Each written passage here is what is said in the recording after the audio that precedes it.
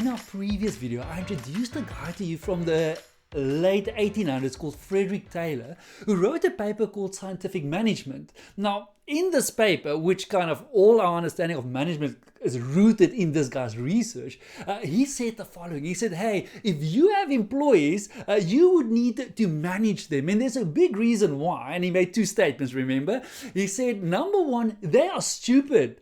So they can't think for themselves. So you would need to think for them. And number two, he said that what you would need to do is you would need to control them because they are lazy. They won't do anything if you just let them be. So you would need to control them. Now we know that I can't really control you, right? I can only influence your behavior. Now, it seems like there are two ways that I can influence your behavior. The one would be to inspire you to do something, or the other one would be to manipulate you into doing something. And when I say manipulate, it's kind of using negative coercion to force you to behave in a certain way. For example, you should be on time or else you will get a written warning. Or how about your deadline is Friday, 12 o'clock. Friday, 12 o'clock. Now, even though I don't say or else, you know that it's implied that if I don't make it on Friday, 12 o'clock, something bad will happen. Now, it seems like Frederick Taylor's work leans towards manipulating people to behave in a certain way, using negative coercion to get them to do the job. Neuroscience brings us such an incredible take on manipulation and the brain. For example, we know today that when I force or coerce you into something, I say you have to or else, even if the or else is just implied, the brain slows down.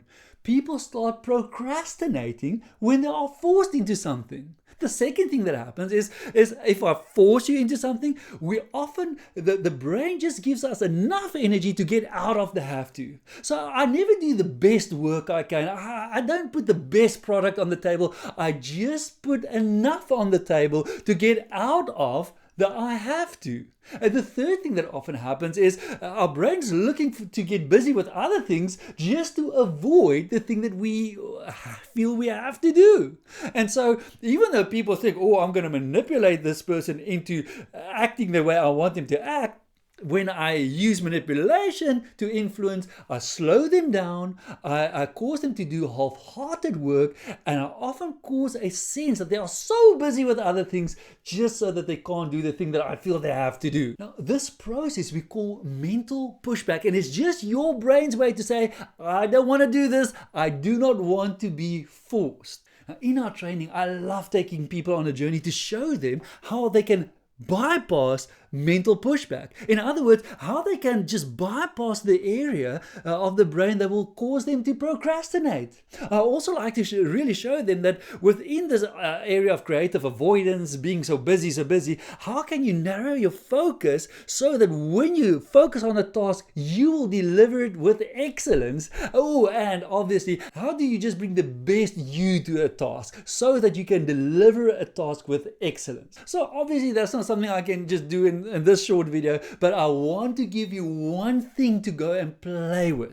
I want you to think of something at work that you really procrastinate on. I mean, it's one of those tasks that is just draining your energy. Before I knew how my mind worked and why I felt that I felt and how to bypass that area in my life, it was admin. Oh, the receipts that had to be logged and the paperwork that had to be filled in. It was such an energy draining task for me. So I want you to think of something at work for you. Well, what is that thing? Now I want you to go and write down whatever that is.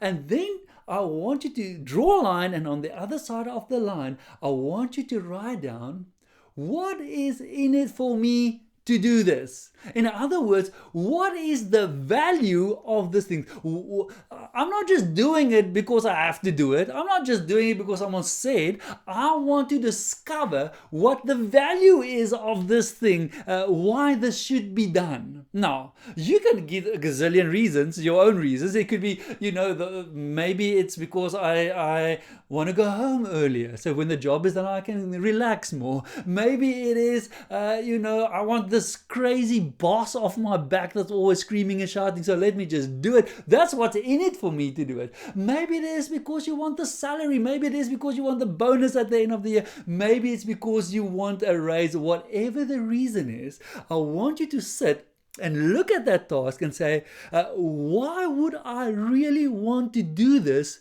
with excellence?